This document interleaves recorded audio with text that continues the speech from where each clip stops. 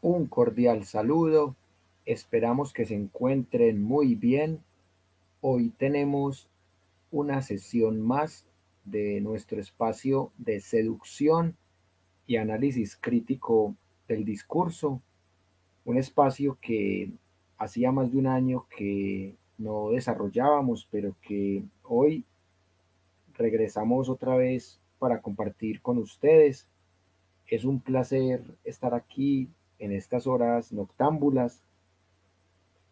Un saludo muy especial para todas las personas que ya nos están viendo en nuestro proyecto de Universidad Nómada.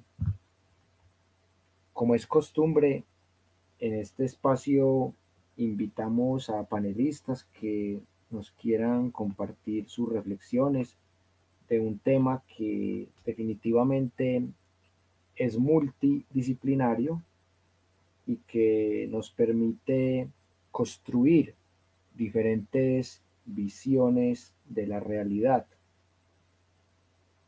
En primer lugar, vamos a darle la palabra a nuestros panelistas invitados. Empecemos con Pedro, que es debutante en nuestro proyecto. Hola, muy buenas noches. Espero que esté muy bien. A través de Alejandra conocí este proyecto. Pues yo en realidad soy estudiante de ingeniería industrial. Estoy en 9º semestre, pero pues me da mucha curiosidad, pues como abordar otras áreas del conocimiento. No soy el más experto, pero sí me gusta como leer sobre filosofía, literatura y esas cuestiones. Entonces, me estoy aquí por la curiosidad, a ver qué podemos compartir, qué podemos aprender. Entonces, las expectativas están muy altas. Entonces, vamos a ver qué tal nos va.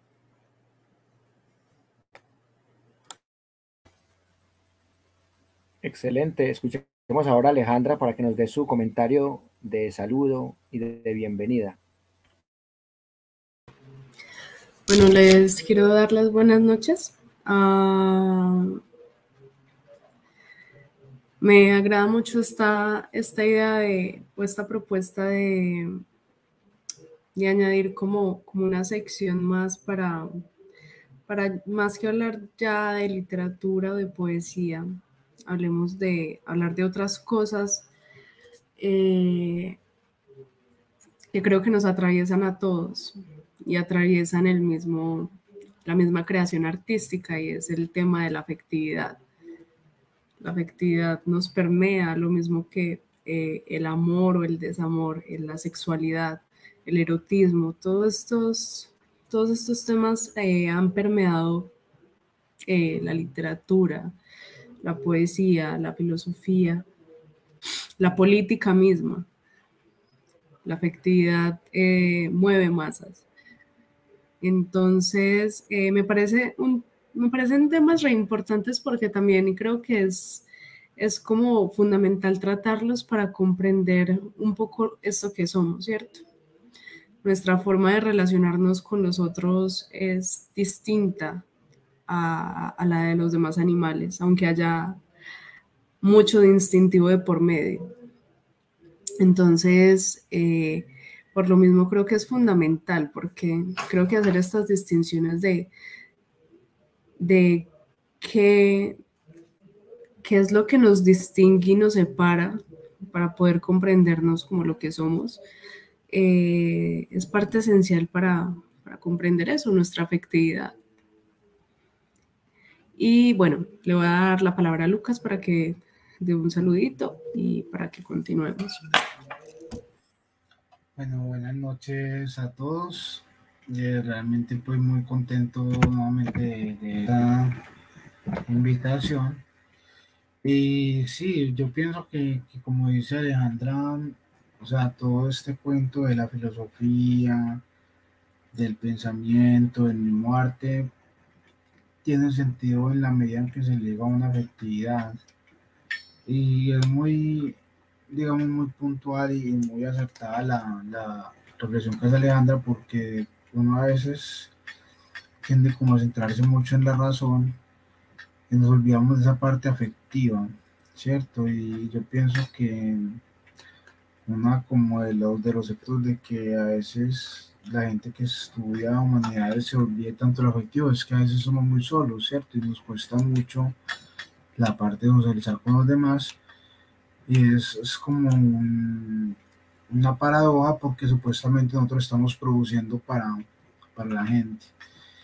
Entonces yo pienso que ese Barta también hace parte de ese ejercicio en que el poeta se empieza a mirar a sí mismo y empieza a sentirse cómodo con lo que siente y con lo que dice para poder ir hacia los otros, ¿cierto? Y entonces es muy afortunado este espacio porque nos permite hablar de las maneras en que hemos visto la reflexión sobre lo afectivo desde muchos ámbitos, ¿cierto? Y yo quisiera como abrir acá la discusión con esa parte de que indiscutiblemente necesitamos del otro. O sea, la lógica, el lenguaje, el conocimiento, la misma belleza tienen sentido en tanto que se comparte para otro, que tiene que ver con el otro, ¿cierto? Y quiero como poner acá también un límite, ¿cierto? Como mirando al otro lado, y es el punto donde también en esta sociedad se sobrevalora la compañía, al punto de que muchas veces la gente está dispuesta a soportar lo que sea con tal de estar con alguien, ¿cierto? Y yo pienso que es una pregunta que realmente el ser humano tiene que plantearse hoy en día porque muchas veces estamos buscando nuestras propias carencias, ni siquiera sabemos qué es lo que estamos buscando. Entonces es un momento muy apropiado para hacer un alto y empezar a mirar realmente cómo desde el arte, desde la filosofía, desde el mismo ejercicio del pensar, empezamos a lidiar con ese asunto de la felicidad. Entonces, bueno, realmente es muy afortunada la invitación y qué bueno poder compartir acá opiniones y percepciones con ustedes. Agradezco a Aleja y a Wilmer y a Pedro la invitación, de verdad que muy, muy afortunada. Muchas gracias. Gracias, Lucas, Alejandra, Pedro. Como para hacer un primer ejercicio de reflexiones interdisciplinarias, vamos a observar un video de una investigadora, una antropóloga llamada Helen Fisher, que durante varias décadas ha estudiado el tema del amor romántico, los mitos que hay al respecto.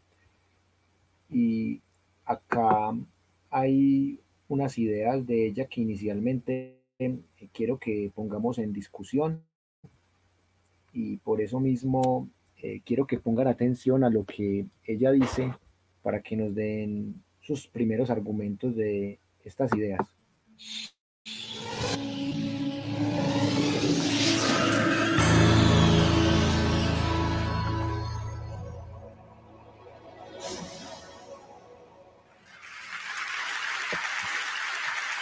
I'd like to talk today about the two big social trends in the coming century and perhaps in the next 10,000 years. But I want to start with my work on romantic love, because that's my most recent work. What I and my colleagues did was put 32 people who were madly in love into a functional MRI brain scanner, 17 who were madly in love and their love was accepted, and 15 who were madly in love and they had just been dumped. And so I want to tell you about that first, and then go on into where I think love is going. What 'tis to love, Shakespeare said. I think our ancestors, I think human beings have been wondering about this question since they sat around their campfires or lay and watched the stars 1,000,000 years ago. I started out by trying to figure out what romantic love was by looking at the last 45 years of research on just psychological research. And as it turns out, there's a very specific group of things that happen when you fall in love. The first thing that happens is what I call, a person begins to take on what I call special meaning. As a truck driver once said to me, he said, the world had a new center, and that center was Marianne. George Bernard Shaw said it a little differently. He said, love consists of overestimating the differences between one woman and another. And indeed, that's what we do. And then you just focus on this person. You just, you can list what you don't like about them, but then you sweep that aside and focus on what you do. As Chaucer said, love is blind. I'm trying to understand romantic love, I decided I would read poetry from all over the world. And I just want to give you one very short poem from Yeats. Perfect example of a man who is focused totally on a particular woman. It's a little bit like when you are madly in love with somebody and you walk into a parking lot, their car is different from every other car in the parking lot. Their wine glass at dinner is different from every other wine glass at the dinner party. And in this case, a man got hooked on a bamboo sleeping mat. And it goes like this, by a guy called Wan Chen. I cannot bear to put away the bamboo sleeping mat. The night I brought you home, I watched you roll it out. He became hooked on a sleeping mat, probably because elevated activity of dopamine in his brain, just like with you and me. But anyway, not only does this person take on special meaning, you focus your attention on them, you aggrandize them, but you have intense energy. As one Polynesian said, he said, I felt like jumping in the sky. You're up all night, you're walking till dawn, you feel intense elation when things are going well, mood swings into horrible despair when things are going poorly, real dependence on this person. As one businessman in New York said to me, he said, anything she liked, I liked. Simple. Romantic love is very simple. You become extremely sexually possessive. You know, if you're just sleeping with somebody, with somebody else. But the moment you fall in love, you become extremely sexually possessive of them. I think there's a Darwinian whole point of this is to pull two people together strongly enough to begin to rear babies as a team. But the main characteristics of romantic love are craving, an intense craving to be with a particular person, not just sexually, but emotionally. You'd much rather, it would be nice to go to bed with them, but you want them to call you on the telephone, to invite you out, etc., to tell you that they love you. The other main characteristic is motivation. The motor in the brain begins to crank and you want this person. And last but not least, it is an obsession. When I put these people in the machine, before I put them in the MRI machine, I would ask them all kinds of questions. But my most important question was always the same. It was, what percentage of the day and night do you think about this person? And indeed, they would say, all day, all night. I can never stop thinking about him or her. Bien, quiero que analicemos estas primeras ideas que comparte la investigadora antropóloga Helen Fisher sobre este tema del amor romántico. Ella nos habla del tema de la dopamina, de las ansias, de la motivación, de cuando empieza el proceso del enamoramiento, en donde uno se fija en una persona y la encuentra especial y termina idealizando a esa persona en exceso, y luego cuando pasa la etapa del enamoramiento, a veces se llega a una etapa de desilusión o también se llega a una etapa en donde se encuentra un amor más equilibrado. Inicialmente quiero que Pedro nos comparta sus apreciaciones de esta primera parte de la exposición de Helen Fisher y luego podemos escuchar a Alejandra y cerramos esta primera ronda con Lucas. Entonces le doy la palabra a Pedro. Vale.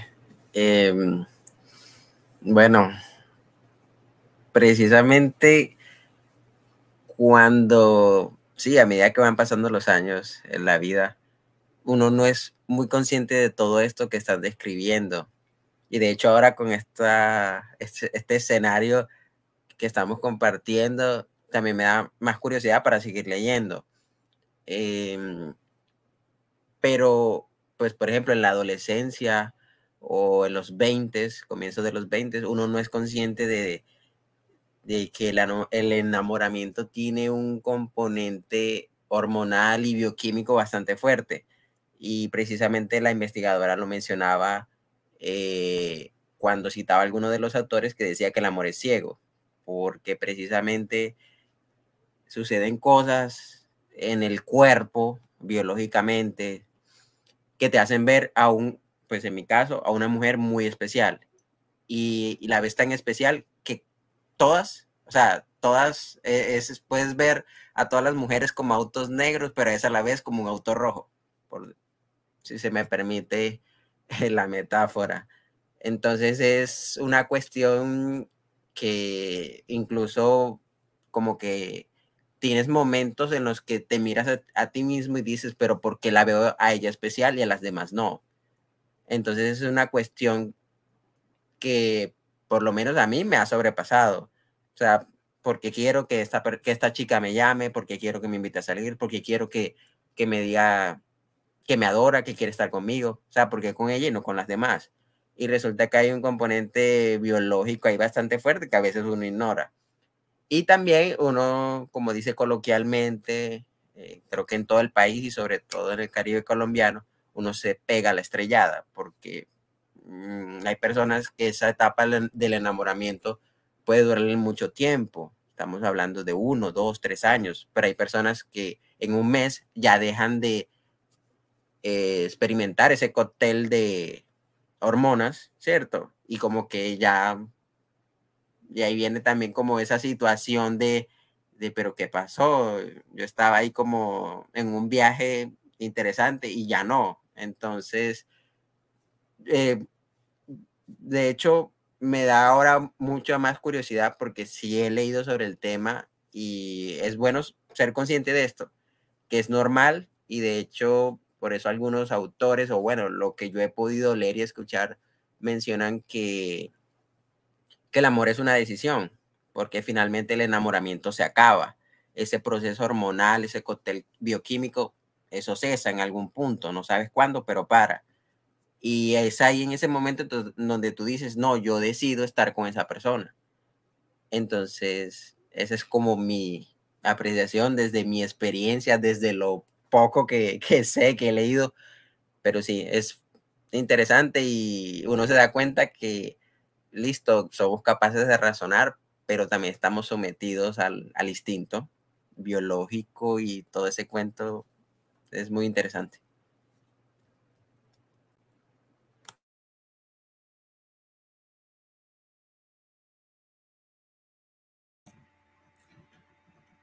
Bueno, entonces, a ver, yo pues luego de escuchar a la señora Fisher, yo quisiera como abrir con un argumento o un contraargumento, ¿cierto? Y es el siguiente, ¿cierto? Y es que la suma de las emociones no es igual a la conciencia, ¿cierto? La señora acá desde un enfoque muy científico, ¿cierto? Aplicado a las humanidades, quiere tratar de mirar esa forma en la que, digamos, como si estuviera un experimento científico, podemos simplemente recoger las evidencias, en este caso físicas y fisiológicas, del proceso de enamoramiento y pudiéramos reducirlo a la suma de sus partes, ¿cierto? Y es un error estructural porque realmente, o sea, es una falacia, o sea, nunca jamás yo voy a poder encontrar el motivo, la razón de mi amor, ¿cierto? Cuando alguien cuando alguien me atrae, en la suma de sus reacciones, ¿cierto? Y sobre todo yo pienso que en el contexto contemporáneo donde el ser humano ha experimentado tanto con sus sensaciones y con sus emociones, puede ser muy claro de que aunque pudiéramos duplicar químicamente ese estado de enamoramiento en el cuerpo, eso no quiere decir que yo me enamore de la persona. O sea, no es tan sencillo como decirle que a mí me ponen una foto de Uribe, ¿cierto? Me dan grandes cantidades de chocolate y gran cantidad de placer y yo me voy a enamorar de Uribe porque estoy viendo la foto. Inclusive me recuerda mucho la imagen de 1984 donde a la gente la enamoran del... Ya probaste. Ah, Uribe. No, Dios me libre. Esa sería la única forma de refutarlo realmente. No, no, Pero pues a ver, eso que mira, mencionan lo han hecho para enamorar, para generar algún afecto con fotografías. claro, es que ha habido muchos experimentos, pero lo que voy es eso, que la voluntad humana pone en el amor algo que es inefable y que precisamente eso ha sido como lo misterioso del amor todos estos siglos, ¿cierto? Que a pesar de que tratamos de acotarlo y de acercarlo por todos los lados, por lo científico, por lo literario, por lo estético, por lo filosófico, nunca logramos como dar en el clic de por qué exactamente esa persona la que nos gusta. Y como ejemplo acá nuevamente yo creo que esgrimiría todos los absurdos que el ser humano llega a cometer por amor. O sea, realmente hay muchos actos que no son explicables desde esa lógica del amor, ya que es lo que a lo que apuntaría, a ver, que si bien el proceso del amor tiene unas evidencias y tiene unas formas en las que se puede rastrear una vez que ha ocurrido, no es fortuito. O sea, yo no puedo simplemente reproducir unas condiciones perfectas, ¿cierto? La cita perfecta, yo me imagino que mi cita sea de esta manera, y la comida va a ser esta, el vino va a ser el que a mí me gusta, y con eso automáticamente me voy a enamorar. No, depende mucho de lo que decía también la investigadora, y es que ante eso que vemos del otro, ¿cierto? Ante esas virtudes o cualidades, nosotros ponemos algo, ¿cierto? Y entonces ahí es un poco, a ver, ¿cómo lo digo? Tiene pleno sentido que nos equivoquemos, ¿cierto? Porque entonces el ser humano tiene, digamos, esta posibilidad de fallar en su conocimiento. Y yo, para concluir acá esta intervención, yo diría que el amor es un límite hacia la felicidad. O sea, si ustedes de pronto conocen la operación de límite en cálculo, el límite está definido como aquello que se acerca lo más posible a algo, pero no necesariamente lo toca, ¿cierto? Y yo pienso que cuando conocemos a una persona, nos fijamos ese límite. O sea, yo la veo muy, muy hermosa, me gusta su mirada, me gusta su manera de hablar, me gusta su manera de filosofar, me gusta la manera como aborda los textos. Yo pienso, a mí me gustaría ver una persona así. Y de esa manera entonces uno construye un norte, y en la medida en que uno piensa o siente que esa persona se acomoda a ese norte, entonces el amor se va configurando, ¿cierto? Porque el amor tampoco es algo, o sea, y yo acá quiero ser muy puntual, yo no creo en ese mito del amor a primera vista. El amor no es ese flechazo en que vos ves a la persona y ¡pam! No, de hecho puede ocurrir todo lo contrario, que vos veas a la persona y luego te desencantes. Y entonces yo pienso que ahí hay mucho de la voluntad y mucho de la decisión. O sea, yo a esta persona veo que en cierta medida tiene afinidades, en cierta medida podemos construir algo juntos, entonces yo decido, cierto, voluntariamente acercarme al amor de esa persona. Y yo pienso que esa decisión, aunque pueda ser, digamos, un rango muy inconsciente en el que uno la tome, siempre es definitiva. O sea, uno no se enamora de la persona que uno no quiere. Inclusive cuando uno cae en estas situaciones de uno enamorarse de alguien que no, digamos, que es una relación imposible, uno sabe en el fondo que en cierto momento uno toma la decisión de decir, es un amor imposible, pero yo quiero como poner algo ahí, ¿cierto? Entonces, bueno, le voy a parar a, creo que Wilmer, para que sigamos acá alimentando. A mí, a mí. Que Dios nos coja confesados, Aleja. Dale. Falta Aleja. El micrófono está cerrado.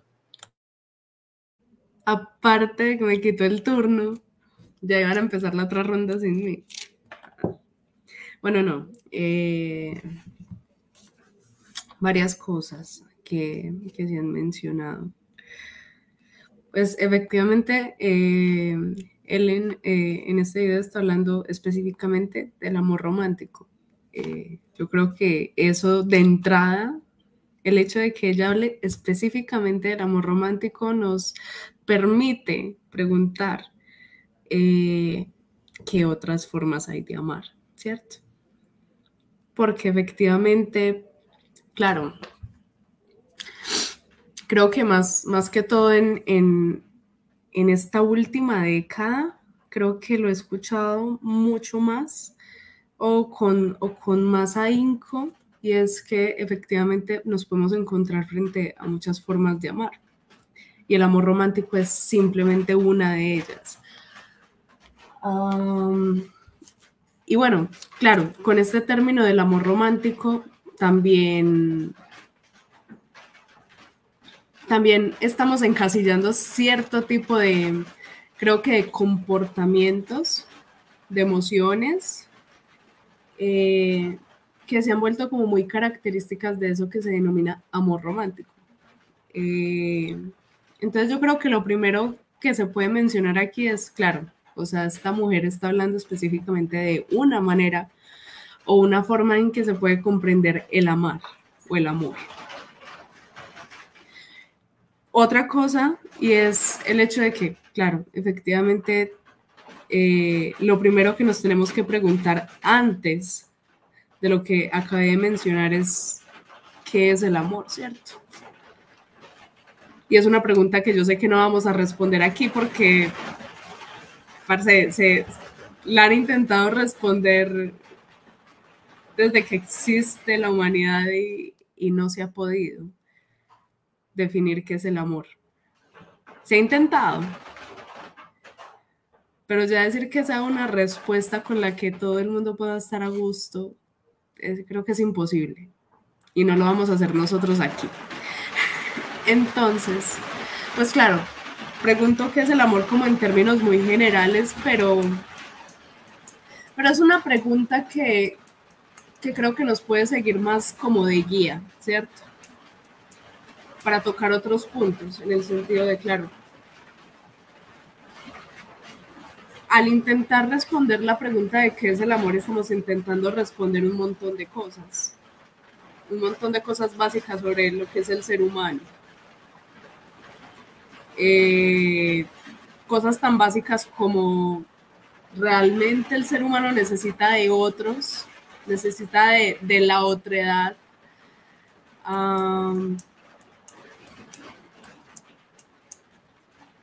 Es posible, por ejemplo, encontrar a alguien que nunca haya sentido amor, considerándose humano, considerándose un ser humano que viva en sociedad, y creo que ahí podríamos entrar, por ejemplo, podríamos entrar a hablar de este tema de las enfermedades psiquiátricas. Una persona que no siente empatía, por ejemplo, es capaz de sentir amor. Porque claro, o sea, hablamos del amor, pero ¿qué otras emociones más básicas incluso están ligadas a esa emoción? El dolor, el placer. Entonces, claro, preguntar sobre qué es el amor es básico, no porque vayamos a responder como tal esa pregunta, sino porque nos va a hacer forjar una línea que nos va a llevar a preguntarnos cosas más esenciales sobre lo que somos nosotros, ¿cierto? Y en últimas, pues sí, no vamos a responder esa pregunta, pero vamos a intentar comprender qué es.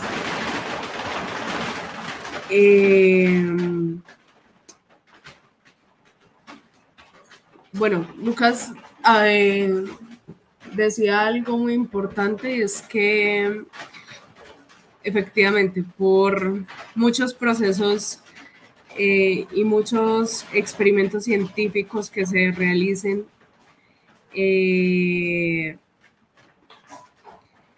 creo que hay cosas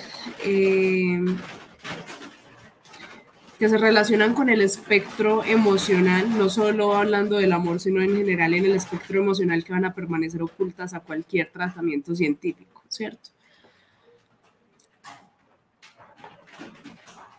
Aquí también entramos como a dos cosas, a dos conceptos que quiero entrar a mencionar, y es, claro, aquí hablamos en estos experimentos de lo consciente, pero ¿qué pasa con lo inconsciente? ¿Qué pasa, por ejemplo, con los comportamientos y las emociones y la forma de concebir al otro y al mundo que heredamos de la historia, no solo la individual, sino también la colectiva. Que esto vendría a trabajar incluso dentro del inconsciente mismo y dentro de lo que pues, nos marca y pues no vemos, ¿cierto? ¿O qué pasa con lo genético? Que puede ser incluso rastreable, pero ¿hasta qué punto? Creo que son cosas que se escapan, efectivamente, como lo dice Lucas, a cualquier tipo de experimento y que no van a dar cuenta nunca de lo que entendemos por amor, ¿cierto? Que no van a dar cuenta nunca del por qué amamos a quien amamos.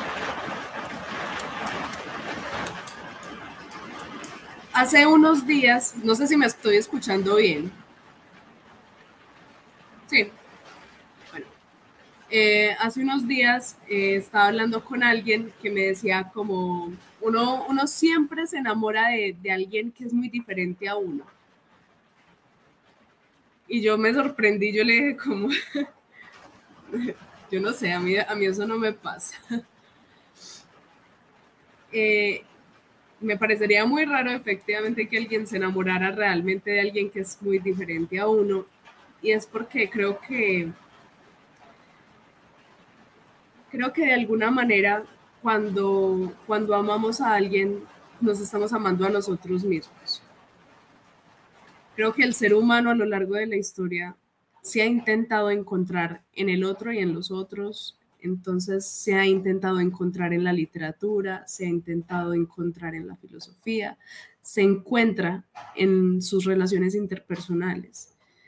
Estamos en una búsqueda constante de nosotros mismos, en lo que los otros son. Y claro, efectivamente eso va a hacer que sintamos fijación por cosas que consciente o inconscientemente son muy cercanas, familiares o son en últimas parte de lo que nosotros mismos somos. Y bueno, yo creo que hasta aquí voy a dejar con la intervención.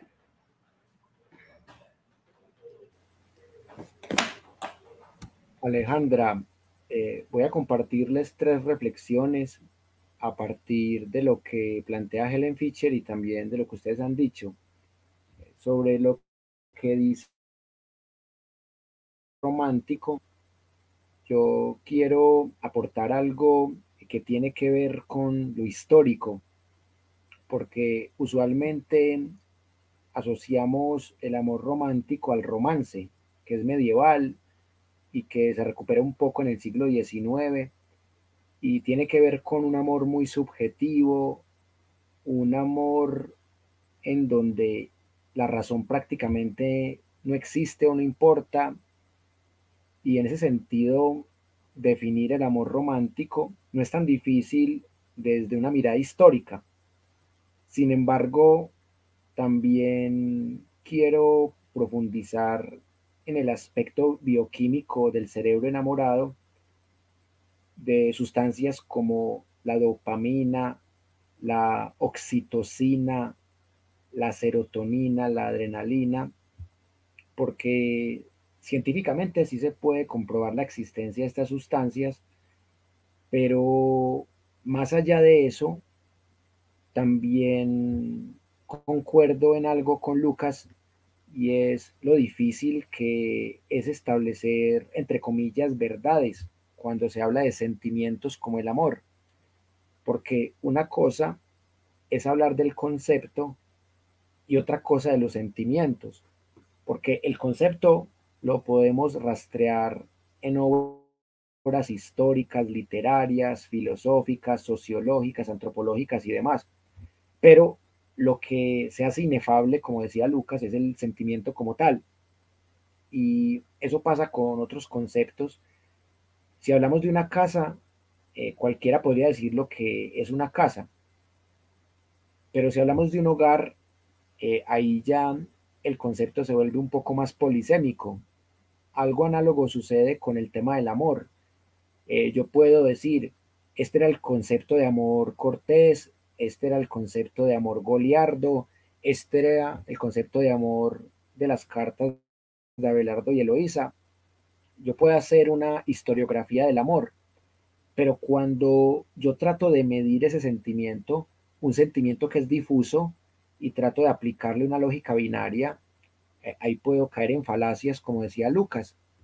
Y por otro lado, respecto a lo que dice Alejandra, también estoy de acuerdo en que está hablando de un tipo de amor, porque ella no está hablando del amor filial, del amor fraternal, del amor paternal, está hablando del amor de pareja, y ella tiene un trabajo de campo en prácticamente 200 sociedades diferentes. Ella está tratando de resumir en 23 minutos lo que ha investigado durante varias décadas, y ella es experta en estudiar el tema del divorcio.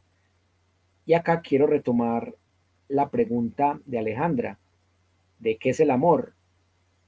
Una forma sensata de responder qué es el amor es responder qué no es el amor.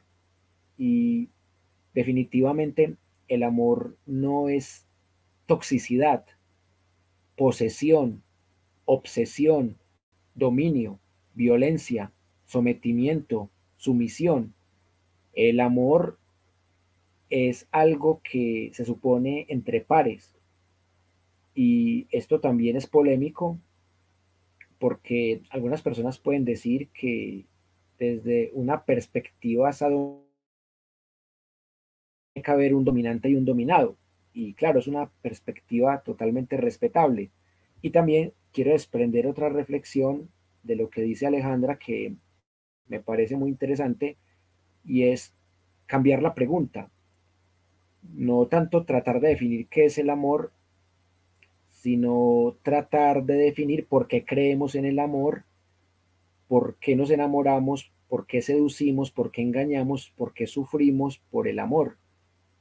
Y esta es la pregunta que quiero plantear para que iniciemos la segunda ronda, y esta vez para que cambiemos el orden y así variemos un poco. Entonces, esta vez quiero que hable primero Alejandra, que después hable Lucas y que Pedro hable de último, que en la primera ronda habla de primero. Entonces, Alejandra, para ti, ¿cómo se puede distinguir el amor de la seducción, del engaño, de la posesión, de la dominación?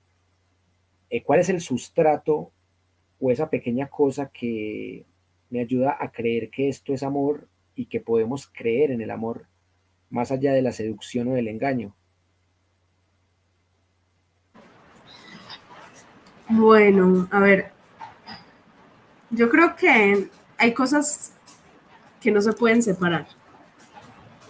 Hay cosas creo que se mezclan, o bueno, se terminan mezclando sí o sí.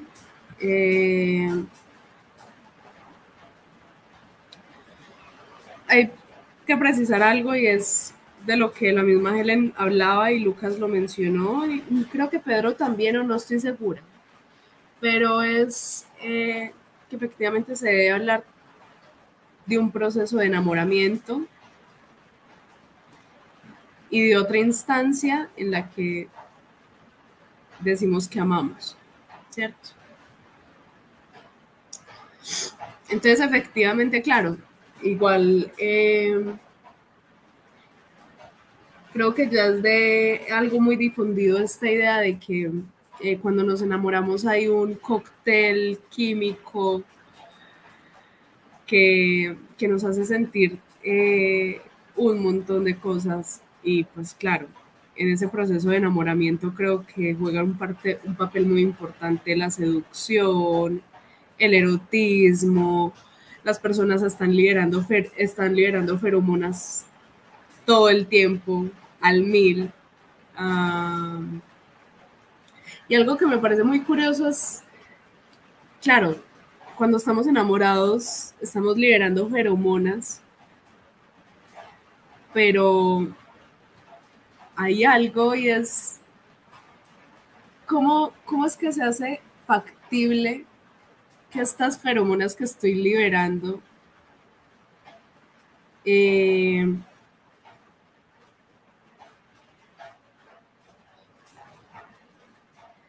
hagan sentir específicamente lo que siento por alguien en específico, por ejemplo, que también está liberando feromonas. Pero de entre todas las personas que están liberando feromonas, ¿por qué con personas en específico, cierto? Es bastante particular, creería yo. Pero bueno, dejando eso un poquito a un lado, creo que sí, o sea, cuando estamos enamorados, efectivamente, el erotismo y no tanto el erotismo, fíjate, más la seducción. Cuando estamos enamorados, seducimos. El ser humano, o sea, el ser humano no deja de tener instintos, creo yo. Y cuando estamos enamorados, queremos cazar. Y bueno, yo sé que esto suena pues retrógrado. Pero no, creo que es algo muy básico, así las personas lo intenten negar. Creo que estamos cazando. No lo tomen en un sentido tan básico, pues, pero es como un término para que se entienda. Estamos con una necesidad de cazar, de atraer al otro, de buscarlo, de llamarlo. Y en el enamoramiento juega un papel muy importante eso, la seducción. Más que el erotismo en sí mismo. O sea, porque es que cuando hablamos de lo erótico ya estamos hablando de algo más grande. Podemos hablar de erotismo sin necesidad de hablar de seducción, por ejemplo.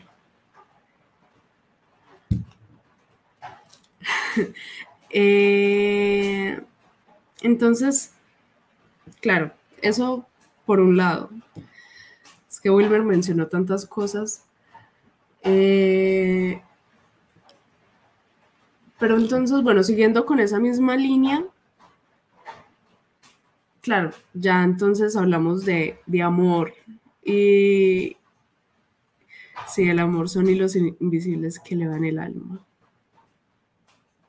Sí, puede ser. Hay cosas invisibles, hay cositas que se esconden cuando hablamos de amor.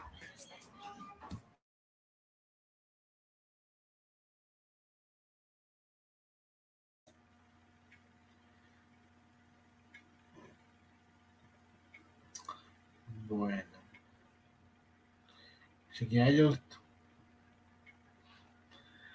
Bueno, a ver, acá con respecto a lo que ustedes están hablando, yo quisiera como retomar algunos puntos que me parecen importantes para que también entendamos el amor o sea, cómo entendemos el amor solamente en esta sociedad, ¿cierto? Y yo quisiera como retomar dos preguntas que en cierto momento hizo Alejandra, las voy a reformular, ¿cierto? Para de pronto sean un poco más claras a lo que yo quiero explicar. La primera sería, ¿qué tan libre es el amor dependiente emocionalmente? En la medida de que cuando decimos que nos enamoramos de alguien es porque pensamos que de cierta manera nos complementa, ¿cierto? Es como que nuestras emociones necesitaran de otra, eso va muy asociado al mito de la media naranja, como que necesitaron otra media naranja para poder funcionar bien, ¿cierto? Y la otra pregunta va por el lado de la genética, que ella también lo plantea, y es como, bueno, y si el amor es pura genética, en ese orden de idea, la pregunta sería que el amor fuera solo atracción física. Y entonces yo pienso, o sea, yo veo con claridad, es que cuando las preguntas sobre el amor aparecen bajo estas dos formas, bajo la forma de la dependencia emocional y bajo la forma de la atracción física, se hace evidente es que nuestra percepción del amor en este caso está basada en una necesidad, o sea, el ser humano se enamora porque le hace falta algo, ¿cierto? Y en esa medida entonces sale a buscarlo, o bueno, si no sale a buscarlo, entonces lo encuentra una persona. Y acá yo quiero denunciar algo, y es que quizás un 80-90% de esta percepción del amor basada en una necesidad esté reforzada por una sociedad de consumo como la de nosotros, donde el amor es algo sumamente rentable y no sería extraño que fuera sobrevalorado. O sea, si el amor es aquella fuerza, digamos, emocional y motriz que es capaz de humano hasta la locura, pues qué mejor que usarla para venderle mercancía a la gente, ¿cierto? Y es algo que no solamente pues estoy planteando, sino también se ve en muchos casos hoy en día. Y el problema es que pues eso va a llevar a una sobrevaloración del amor romántico e incluso que sea un detrimento de otros tipos de amor, ¿cierto? Del amor de servir al otro, el amor filial, del amor a uno mismo, del amor a la naturaleza, y que incluso puede ser un defecto porque entonces el ser humano con tiempo puede llegar al punto en donde dice, bueno, si esto no es un amor de pareja, entonces no es un amor que sea digno de ser tenido en cuenta, ¿cierto?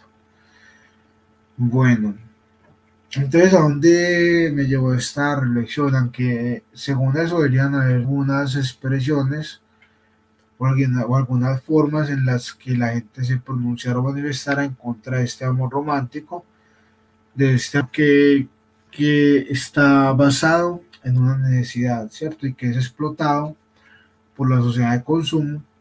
Y por ejemplo, acá quisiera traer el caso del poliamor, ¿cierto? Porque el poliamor es vendido en nuestra sociedad como ese amor que quiere de ser egoísta, o sea, que al contrario de lo que nos decía acá la señora Fisher, que no quiere ser posesivo sexualmente, sino que pretende que ese objeto del amor mediante un proceso muy racional y muy civilizado sea algo ya más libre. Y ajá, como es que es dicho, o sea, ni tanto que queme al santo, ni tampoco que no lo alumbre, o sea, hay que encontrar un equilibrio. Yo no creo que tampoco puede ser como el punto de simplemente creer que todo es como accesorio, que todo es inventado, y que algo como la monogamia, el poliamor, puede ser decidido. O sea, yo no creo que para mí como ser humano sea una opción sentir o no sentir celos por alguien, ¿cierto?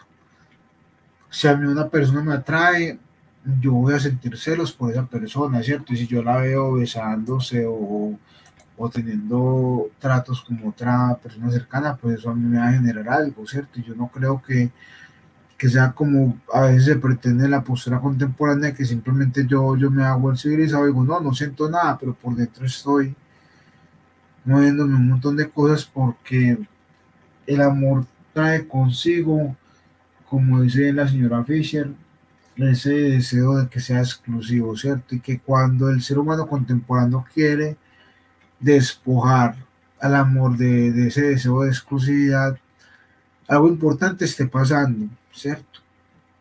Y quizás no haya que ser demasiado suspicaz, pero puede ser algo que esté pasando también a un nivel político, porque puede ser más rentable para la política que el amor no sea exclusivo, sino que sea algo más como accesorio, es decir, algo que yo pueda quitarme y ponerme de acuerdo a la persona con la que esté.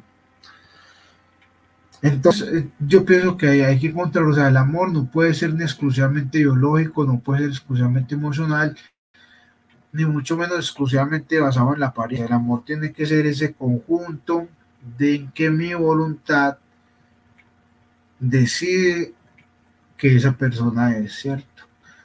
Y no solamente por lo que llevo en ella, no solamente por lo que emocionalmente me complementa, no solamente por lo que yo mentalmente pueda pensar que me atraiga, no solamente por el físico, sino que es un juego. Creo que acá el concepto de juego funciona muy bien. Es un juego en el que yo empiezo a mediar qué tanto gano y qué tanto pierdo, ¿cierto? Y entonces siempre hago el cálculo de probabilidad. Bueno, hay un 70% de probabilidades de que esa persona me guste, de que sea mutuo y que me vaya en el amor. Entonces yo ahí me lanzo, ¿cierto? Y quizás nos hemos vuelto muy expertos en esta probabilidad, pero siempre funciona de la misma manera. O sea, el ser humano decide que la persona le guste, cuando decide que a la persona le gusta, empieza a promediar qué tan conveniente es que a la persona le guste y qué tan conveniente es, digamos, declararle o mostrarle, expresarle a esa persona su gusto. Y en esa medida el amor ocurre o no ocurre. O sea, el humano contemporáneo hoy en día no es ingenuo por el amor. Yo pienso que ya ese cuento del amor a primera vista ya es muy difícil de sostener. Y propongo acá un caso muy puntual que no sé si se ha mirado, y es que hoy en día las telenovelas ya han perdido mucha acogida. O sea, a comparación de lo que era antiguamente una telenovela, hoy en día ya mucha población ha dejado ese mito, ¿cierto? Yo pienso que es también por esa transformación en el amor, en que el amor ya no es ese amor a primera vista, sino que el amor es una decisión, algo que se construye. Precisamente la palabra, no sé qué acá, Pedro. Sí, a mí. Bueno, cierto, yo creo que voy a iniciar de pronto tomando lo que dijo Alejandra sobre, listo, constantemente, sí, supongo que los seres humanos estamos en un proceso de liberación de hormonas y de una u otra manera se está casando, ¿cierto? En el buen sentido. Pero Aleja preguntaba, pero ¿por qué esa persona en específico? O sea, ¿por qué no otra? Entonces, mientras Aleja estaba haciendo ese comentario, esa intervención, pues desde mi opinión muy personal, creo que, listo, todos los seres humanos liberamos esas hormonas, pero creo que también hay un componente que está relacionado con, creo que algunos autores lo llaman los primeros amores, y eso está relacionado directamente con el núcleo familiar. De pronto, y pues, bueno, en mi caso muy particular, lo he podido percibir, que en mi caso, pues, por ejemplo, tengo mucha confianza en mi familia materna y me he dado cuenta que yo doy amor de la manera en que me han enseñado. O sea, pero esa enseñanza no es de pronto como en el colegio que a ti te enseñan a sumar, sino que son muchos años que compartes. Estoy hablando de la infancia, la adolescencia, que estás en casa. Entonces, inconscientemente vas aprendiendo sin darte cuenta a dar amor de la manera en que de pronto las personas con las que más comparte te dan amor a ti.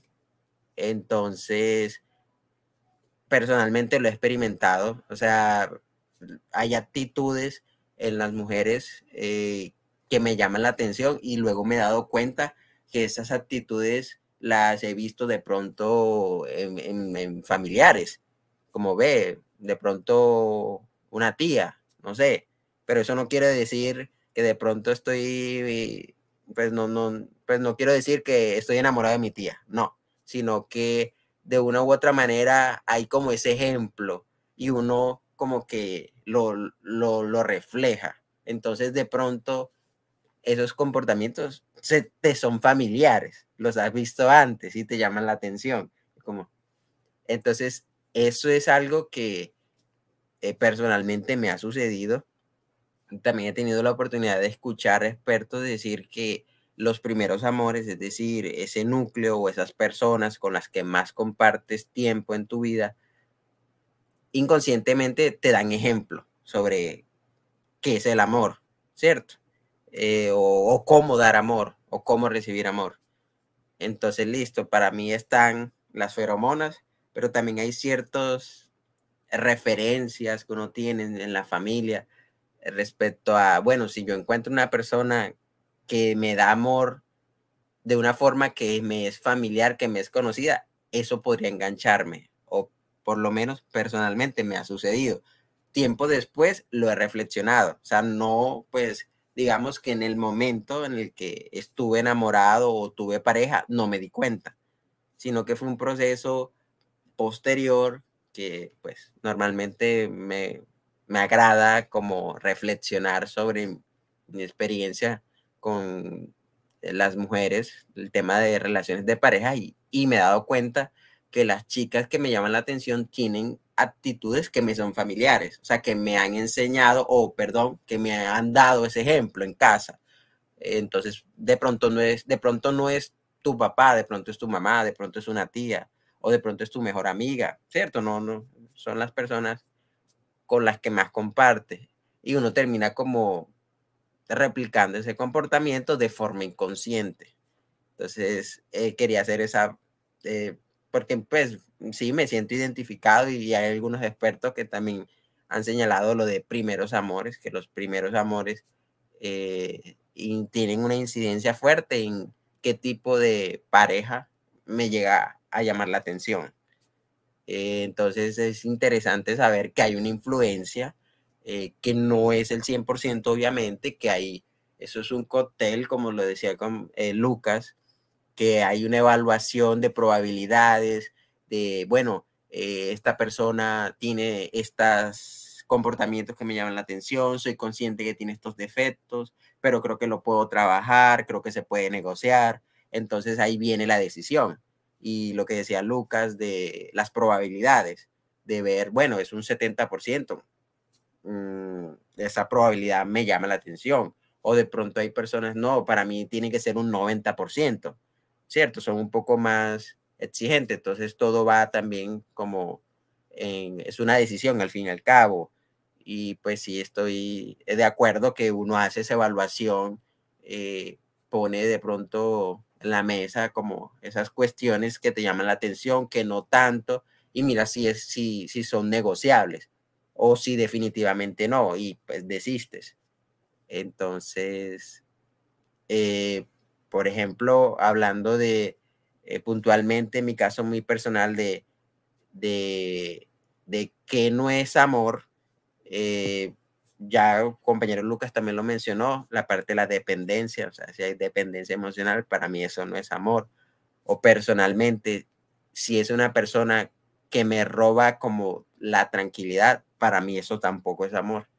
Si es una persona en la que encuentro conflictos, no es amor para mí, porque, o sea, o personalmente quisiera encontrar una persona que no solo me complemente, exacto, como decía Lucas, uno también está buscando el complemento, pero también uno evalúa, bueno, y esta persona me aporta, me brinda tranquilidad, me ayuda, me impulsa, ¿cierto? No me amarra. Entonces, ahí también me di cuenta que cada persona construye su concepto de qué no es amor. Entonces. Gracias Pedro, Lucas y Alejandra. Quiero compartirles 3 reflexiones antes de empezar la última ronda. La primera, que ese concepto de amor a primera vista, como dice Lucas, está refutado. De hecho, se hizo un estudio en los Estados Unidos con ese tema del amor a primera vista, y lo que comprueba el estudio es algo que uno empíricamente también puede comprobar, que lo que existe es atracción a primera vista. Y ya el amor se va construyendo de manera pausada, sistemática, a veces inconsciente, y el gran reto es pasar de la etapa del enamoramiento a la etapa de la consolidación de la pareja y superar las crisis que hay. Y también hay otro concepto que es bastante polémico, que es exagerado, el concepto de poliamor, porque poli significa mucho, y mucho no son 2 o 3, o sea, mucho son cientos o miles, y yo no creo que uno carnalmente se enamore de muchas personas. De pronto, desde la filantropía, uno puede decir, yo amo la humanidad, o yo amo a la mayoría de la humanidad, pero hablando en ese tema de relación de pareja, en mi opinión, el poliamor no existe. De pronto puede existir la polisexualidad, cuando son personas que les encanta la sorpresa, mucho tener pareja diferente cada semana. La polisexualidad sí puede existir, pero para mí el poliamor es algo que es impreciso. Más fácil puede existir el biamor o de pronto el triamor, pero el poli el prefijo definitivamente daña el concepto, y en ese mismo contexto, cuando se habla de parejas o de triángulos o de cuartetos, eso técnicamente se puede llamar anarquismo relacional, más preciso el concepto para lo que la gente en la cotidianidad llama poliamor.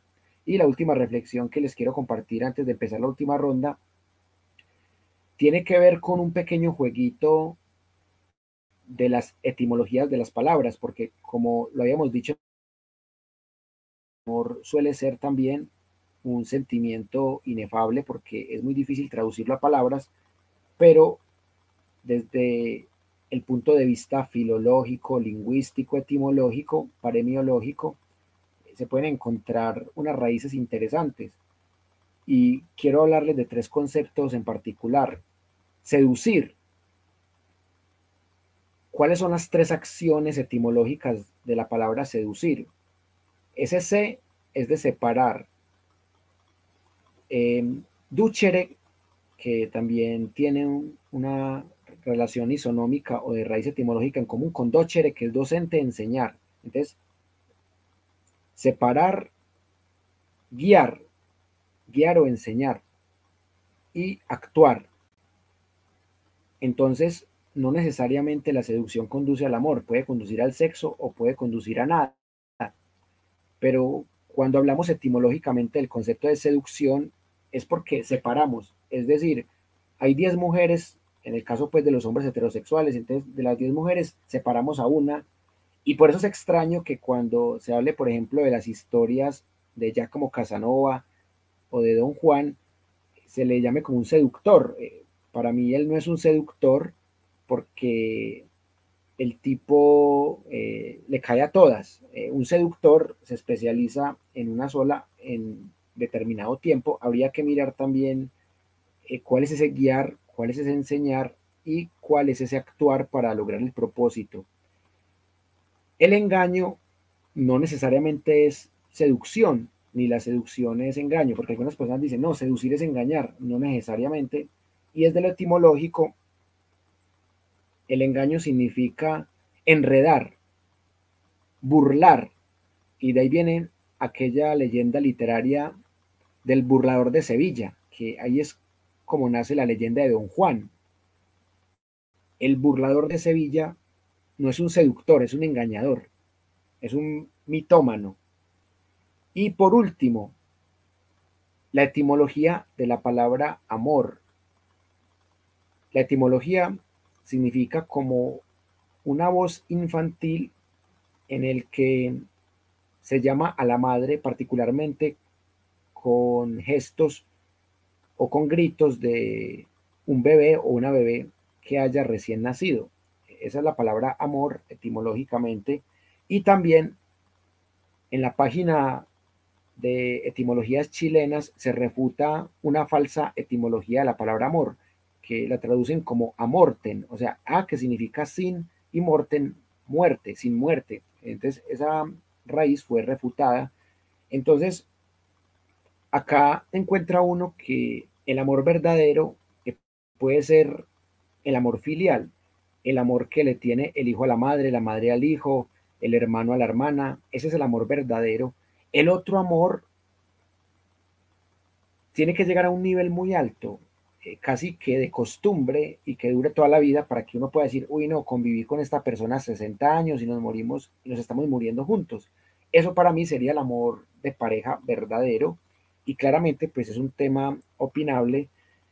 Y en esta última ronda quiero que ustedes tres me digan qué piensan de estos tres conceptos: de seducir, entendido como separar, guiar y actuar desde la etimología; engañar desde... Así que el seductor que utiliza la mentira, más que un seductor, termina siendo un mitómano, y el que seduce a varias personas al mismo tiempo ya no sería un seductor, porque no está separando, está uniendo. Sería un unitor porque está uniendo a todas las personas que va a seducir, según la etimología. Y de esa etimología del amor como aquel llamado de recién nacido o recién nacida a su madre. Bueno, voy a empezar con Lucas, que Lucas nunca estaba de primero, y luego continúo con Pedro y Alejandra remata esta última ronda.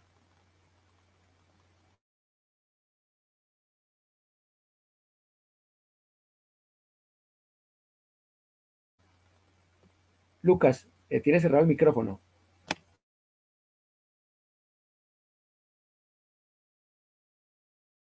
Bueno, yo veo que pusiste pues como en la mesa la parte de como de la reproducción, o sea, de cómo el amor se presta a la reproducción.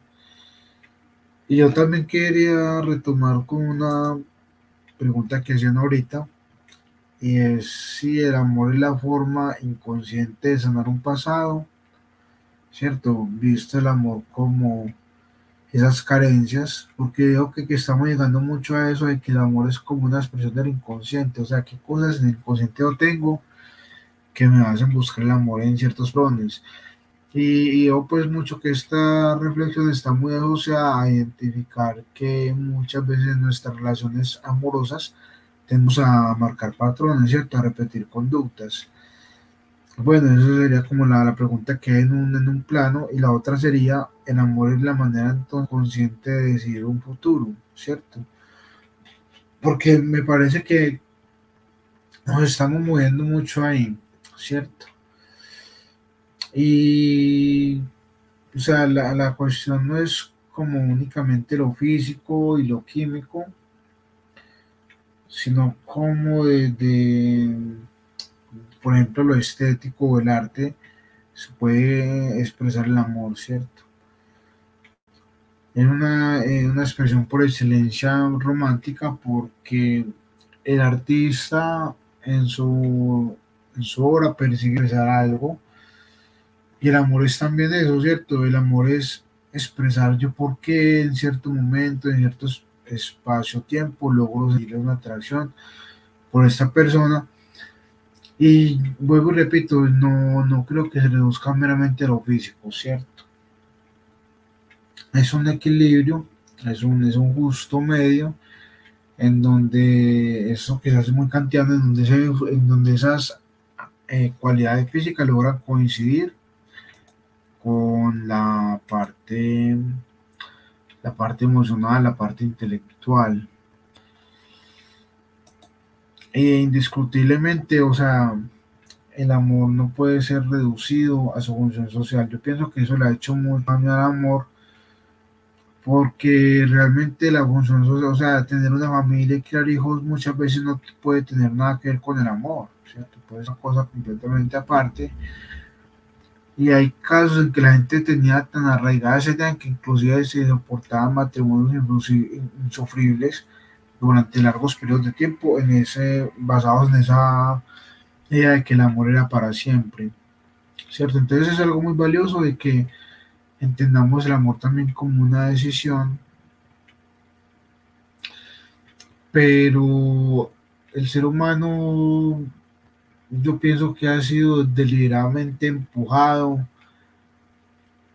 una vez más hacia ese mito del flechazo. O sea, aunque tengamos todas las evidencias científicas y empíricas e incluso culturales e históricas de que ese mito del flechazo no existe, de una u otra forma nos vemos impelidos y arrastrados a él, ¿cierto?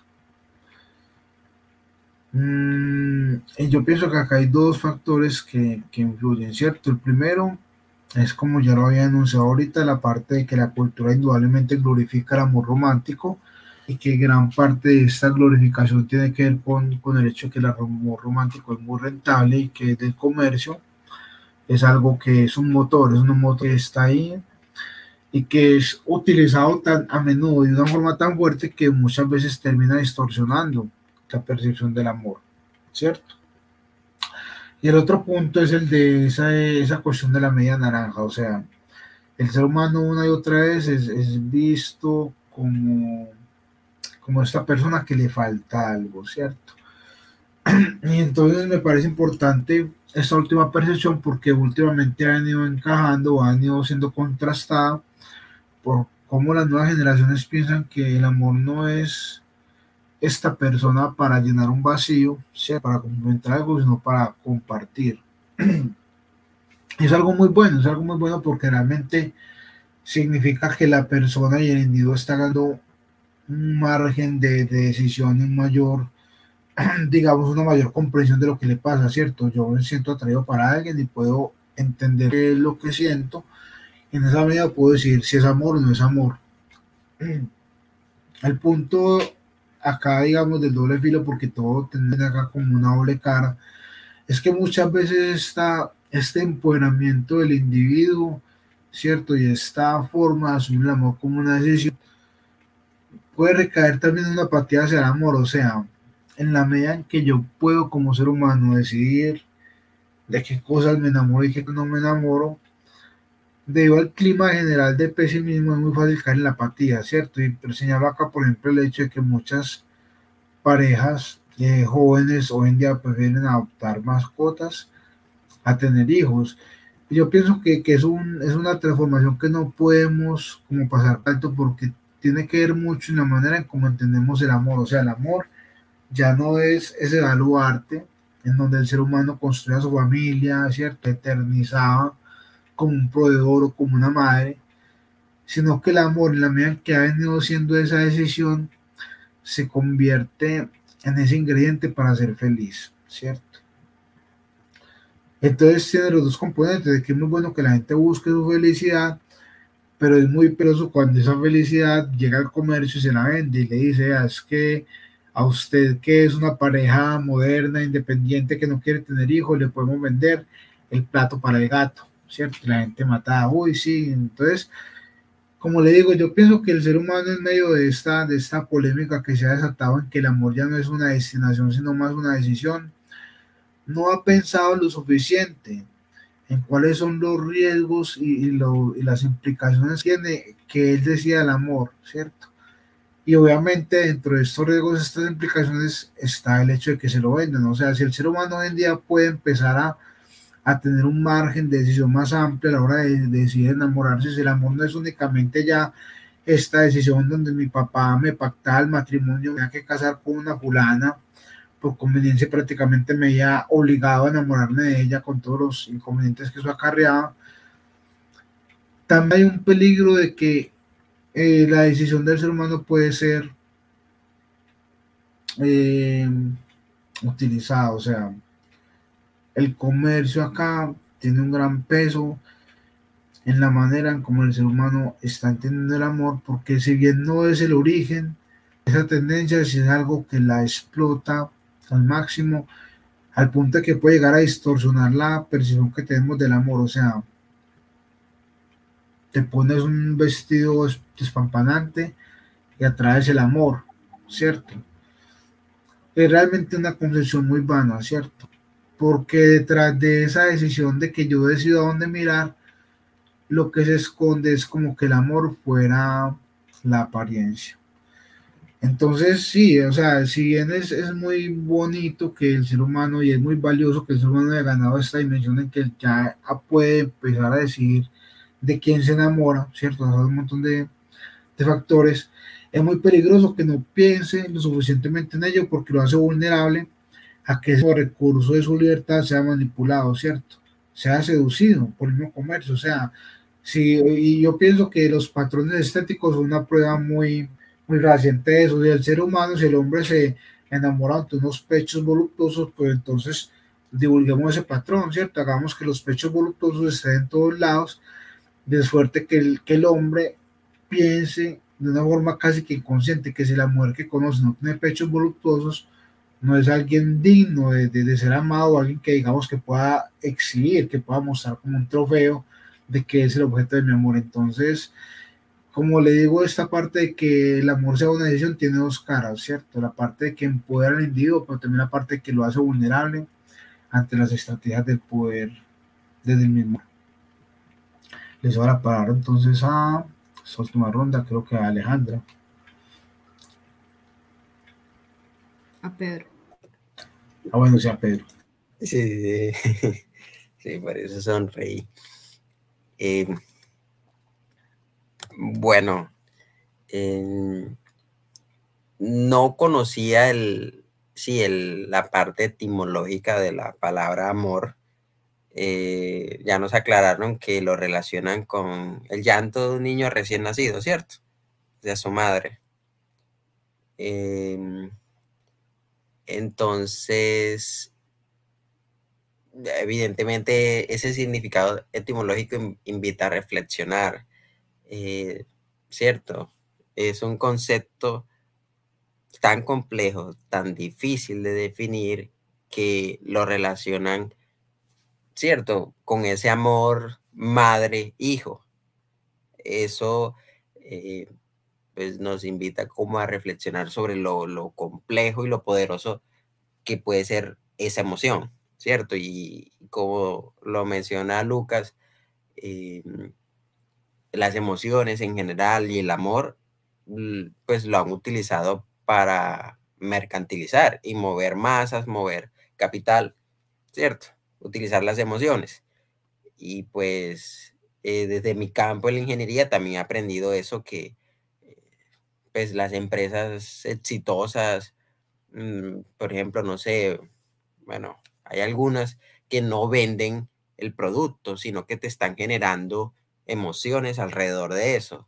Y pues es un poco triste porque se ha mercantilizado. Entonces, en pandemia aparecieron negocios donde pues básicamente el cuerpo, o bueno, hay personas que se sienten vacías y que por dinero pues hacen ese intercambio y se ha mercantilizado. Pero bueno, también Lucas hizo un comentario muy importante, y es que de pronto los baluartes que existían respecto al amor como que han ido evolucionando, cambiando o mutando, porque de hecho, pues ahorita en estos momentos puede que una revista te venda que el amor está en una mujer con pechos grandes y definidos. Entonces, pero antes de pronto el amor era, no, tú buscas, pues en el caso de la mujer, un hombre proveedor que te mantenga, que sean matrimonio feliz ante la sociedad, que tengan hijos. O sea, estaba muy bien categorizado, es casi como una lista de chequeo, como listo, tengo el hombre, tengo casa, tengo hijos, y así eso es amor. Pero ha ido cambiando, ha ido evolucionando, y pues personalmente también me parece muy, o sea, comparto la idea que el amor sea parte de una decisión, y que también se relacione el amor con, hablando en términos coloquiales, ve hermano, primero usted sea feliz, o sea, constrúyase, ¿cierto? Busque la manera de sentirse en plenitud con usted mismo, y a partir de ahí, luego decida compartir esa felicidad con alguien más. Precisamente creo que algunos autores lo señalan así para evitar que la persona, sea hombre o mujer, caiga en lo que consideramos que no es amor, es decir, dependencia emocional, o que de pronto la sumisión, la violencia, cierto que eso pues anteriormente se aguantaba, o sea, el aguante, no es que es mi esposo, entonces le permito que me ultraje, que me violente física, emocional, psicológicamente. Pero ahora se invita a que la persona, sea hombre o mujer, se fortalezca como individuo, y a partir de ahí comparta ese gozo, esa felicidad que siente, y a partir de ahí construya una relación de pareja, que es lo que algunos expertos marcan como una relación sana. Es decir, lo que decíamos, una relación en la que no haya actitudes que no son amor, para que la persona sea capaz de decir, no, yo no me merezco esto, o no, esto no está bien, ¿cierto? Y tomar la decisión y decir, este no es mi lugar. Entonces, me parece muy interesante que el amor haya evolucionado a ese concepto o a esa relación de que es una decisión. Y bueno, partiendo a lo de la parte de seducción, coloquialmente uno lo relaciona con ser un Don Juan.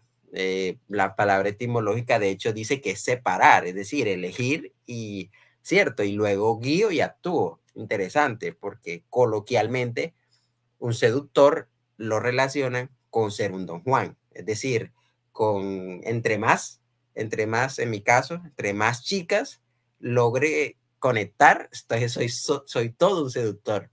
Pero mira que la palabra, la etimología te guía hacia otro lado, que al contrario es separar y luego guiar y actuar.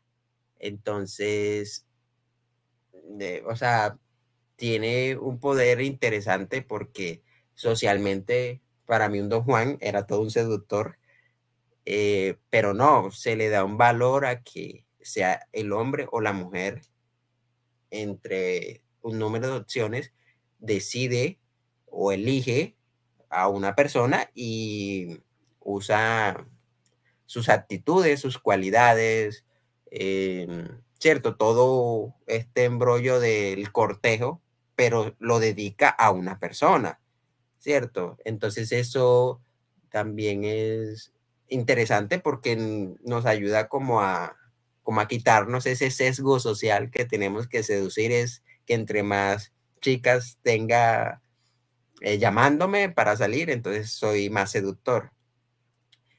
Y pues partiendo de eso, entonces una persona que intenta no seducir, sino intentarlo con muchas, entonces podría estar incurriendo en engaño, ¿cierto? Se sale de la seducción porque ya no es una sola persona, sino que lo intenta con muchas. Y pues ahí salen un montón de preguntas de por qué. O sea, ¿qué lleva a ese hombre o a esa mujer a engañar?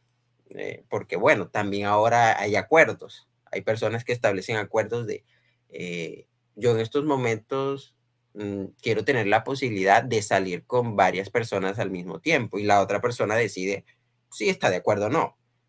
Pero hay ocasiones en que lo ocultan.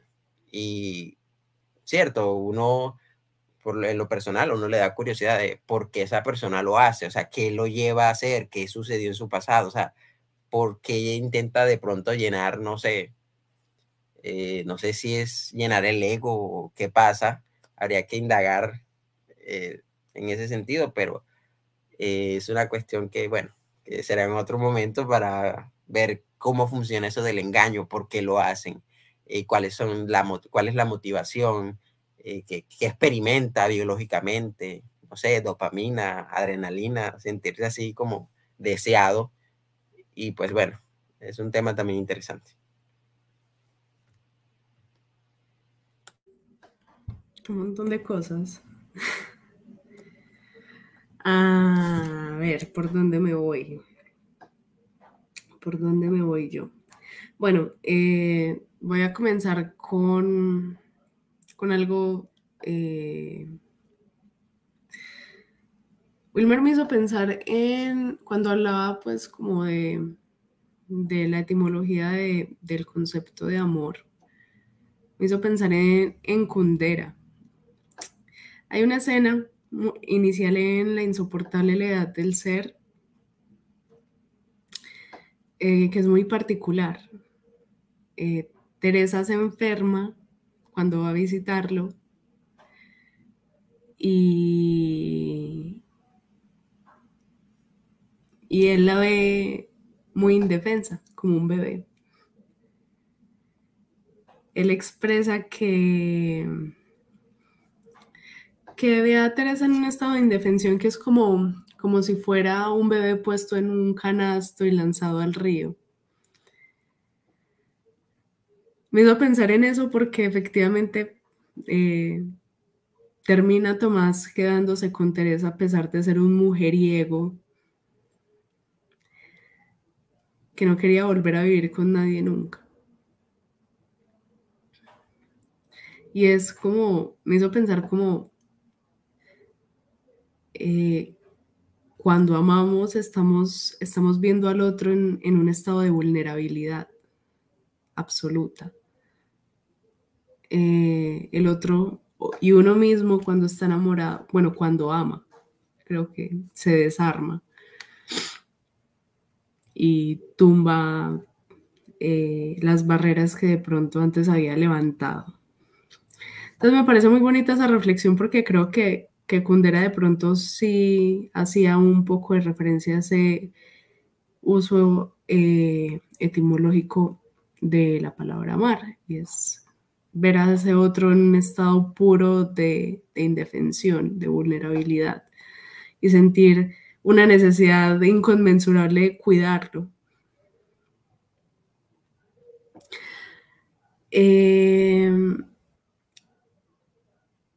Bueno, también como para ir cerrando puntos, me pareció muy importante que Wilmer mencionara este tema del poliamor y la anarquía relacional. Pues si nos vamos al uso de la palabra, pues sí, hablar de poliamor yo creo que sería absurdo, pues porque ya sería amar a demasiados, o sea, ya sería establecer vínculos con mucha gente y no sé si eso realmente sea posible. Pero yo creo que desligándonos un poco del término etimológico, del uso etimológico del concepto, pues sí, efectivamente, claro, hablamos en este momento, al inicio hablamos del amor romántico, pero también entonces podemos entrar a hablar de poliamor o anarquía relacional, donde se establecen vínculos con más de una persona y es como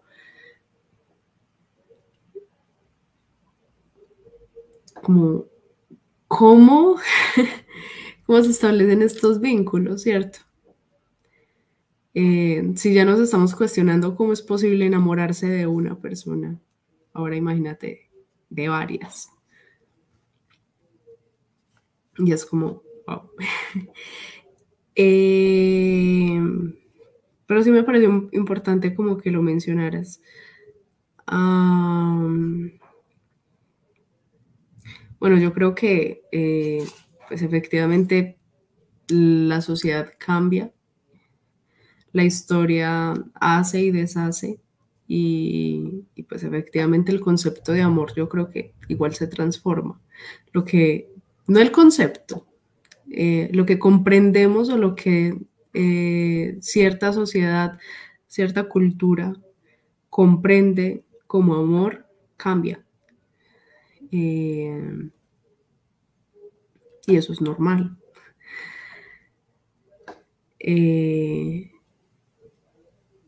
Pero igual creo que todos llegamos como a un consenso y es como cuando hablamos de amor igual hay algo ahí, algo que no hemos podido descifrar pero que es inamovible y que no cambia independientemente de la época, ¿cierto? De la época o el espacio que se ocupe.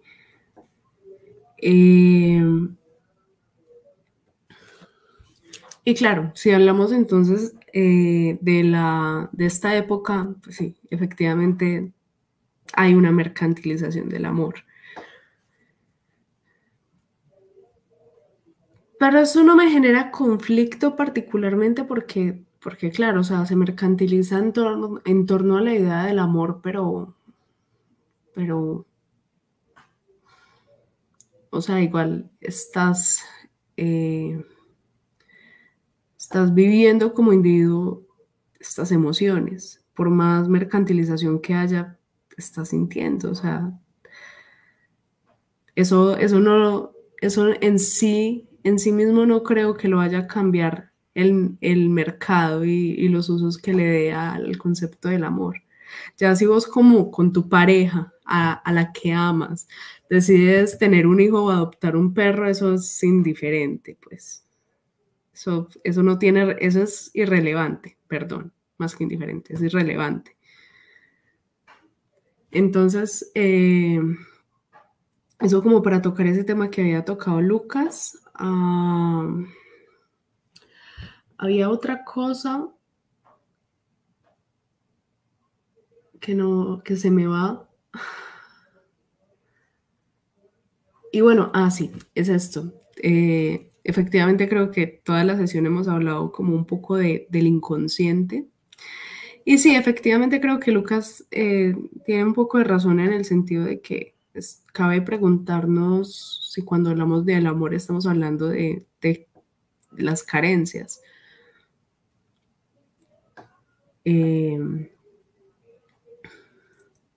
Quizás por eso Proust escribió En busca del tiempo perdido. Proust nos habla del amor, pero nos habla de lo que está perdido. Y efectivamente creo que cuando amamos, buscamos lo que ya no tenemos y que queremos volver a encontrar. Que eso no hace tampoco directamente, creo yo, que decidamos en sí a quién amar y a quién no. Y más si son cosas que son producto del inconsciente, o sea, no puedes ser capaz de decidir sobre algo que surge de un inconsciente, ¿cierto? Ahí no hay decisión que valga, o sea, ya eso yo creo que es como un pajazo mental que nos echamos en base al cuento de la libertad, pero no, o sea, si nos ponemos a ver, si hablamos del inconsciente, pues no, nada que hacer.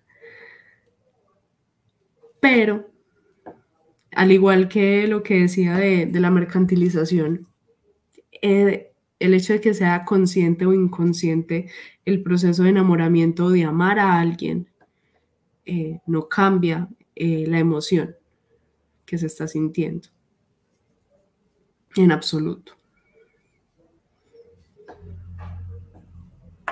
Y bueno, no, para concluir es como llegamos como a muchos puntos de qué es lo que consideramos como amor o qué no, qué cosas lo atraviesan, qué cosas lo rodean, pero efectivamente creo que siempre en cualquier conversatorio, en cualquier texto, en cualquier lugar en el que se hable de amor va a quedar como la pregunta de qué es. Y no qué es porque ya hemos hablado de qué puede ser y efectivamente puede ser todas esas cosas, sino hay que encontrar, creería yo, ese elemento que perdura. Independientemente del tiempo, el lugar, hay algo que perdura y que le da el sentido a lo que comprendemos como amor. Porque claro, o sea, hablamos de amor y yo creo que todos lo entendemos, todos de alguna manera sabemos a qué nos referimos cuando hablamos de amor, pero bueno, pero diga pues qué es. Pero entonces sí, o sea, creo que debe haber algo inamovible, intrínseco a eso que denominamos como amor, pero que no hemos encontrado y que posiblemente no vamos a encontrar, porque posiblemente es indefinible o es inseñalable.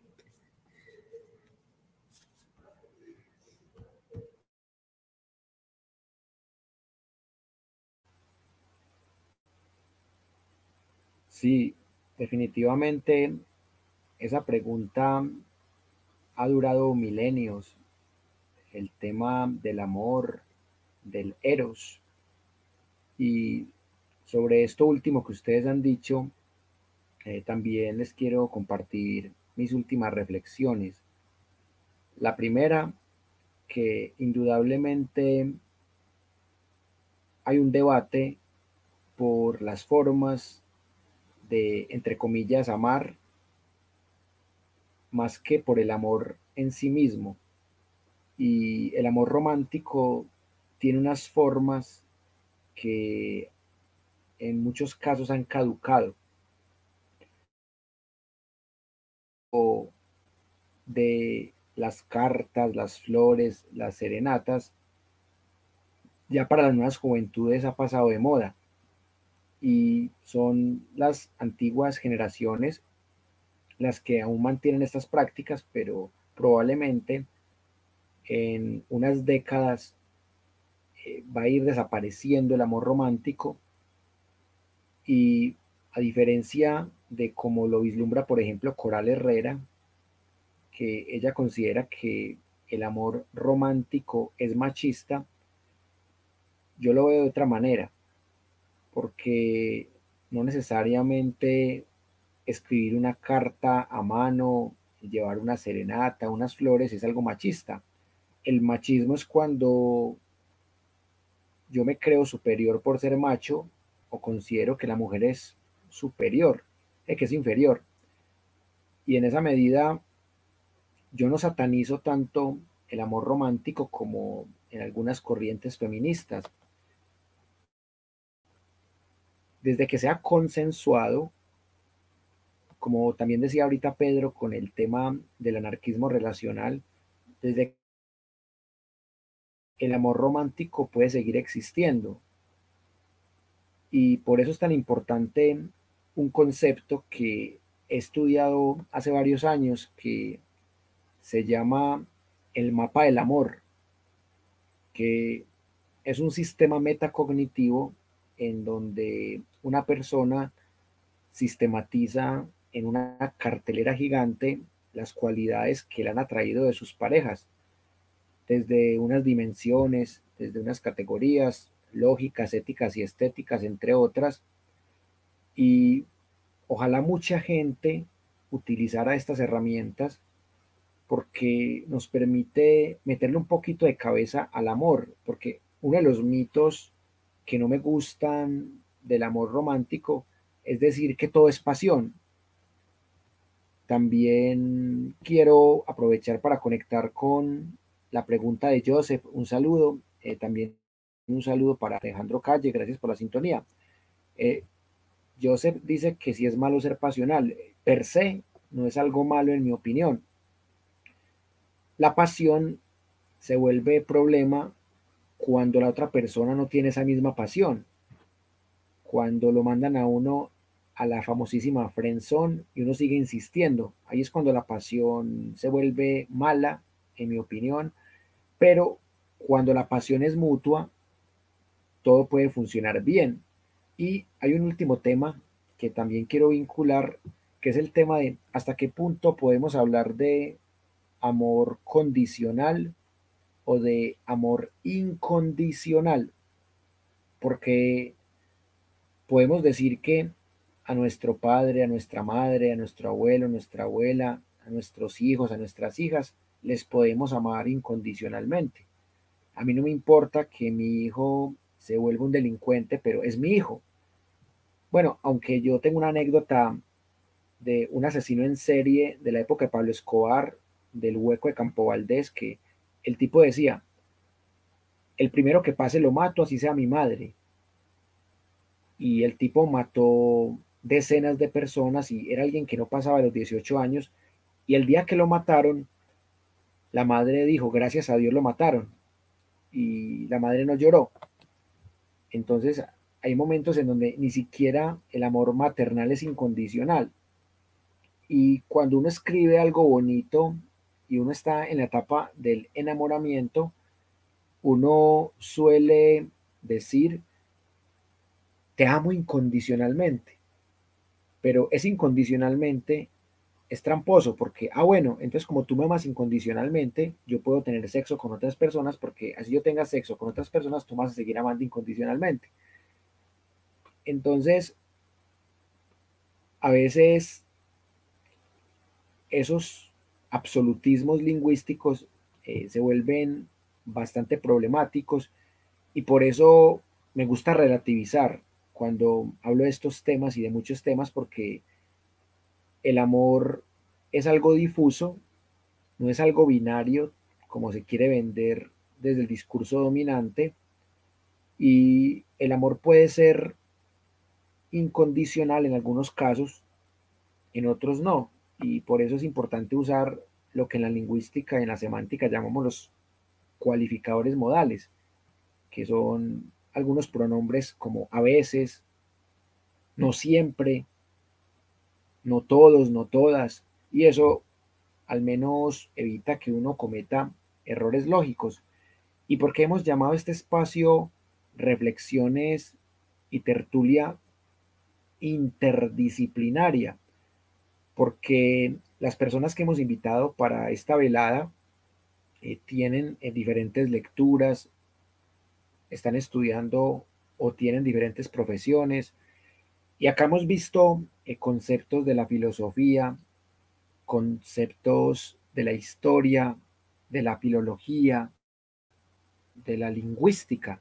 Entonces miren que sí fue algo interdisciplinario porque le metimos de todo un poquito y esa era la idea, que la gente que nos vea en vivo o que nos vea en diferido se lleven una serie de reflexiones para que las compartan y lo más importante, como decía ahorita con el mapa del amor, es aprender a amar con equilibrio, con inteligencia, equilibrando los dos lóbulos del cerebro. Es tan importante la razón como la pasión. Es tan importante la satisfacción de los cinco sentidos como la satisfacción de la intelectualidad en la pareja o de la conversación fluida. Bueno, por aquí nuestra compañera Bianca nos comparte que cuando ya no hay amor, cariño, se acaba la voluntad. Muy bonita frase. Gracias también a Joseph por haber hecho su comentario, por su sintonía. Bueno, hemos llegado al momento final y quiero que Pedro y Alejandra se despidan de la gente y que nos cuenten cómo se sintieron en este espacio y qué les parece esta forma de transmitir hasta ahora. Muy complicado trasnochar. Y si quieren que sigamos haciendo este espacio, no necesariamente para hablar del amor, porque podemos hablar de muchos temas, porque hay mucha gente que no logra conciliar el sueño y que también encuentra compañía en nuestras palabras. Bueno, Alejandra, ¿cómo te sentiste y qué piensas del espacio? ¿Cómo te gustaría que lo siguiéramos haciendo? ¿En qué horario? Bueno, no, el horario, pues está bien, está bien. Tampoco lo veo como una hora terrible. Creo que fácilmente se puede estar despierto a la 1 de la mañana. O a las 11 o a las 12. Entonces, la hora está bien. Igual, pues nada, hay mucha gente que trasnocha. El espacio estuvo muy bonito. Estuvo chévere como empezar a forjar como otro caminito dentro del proceso que se venía haciendo.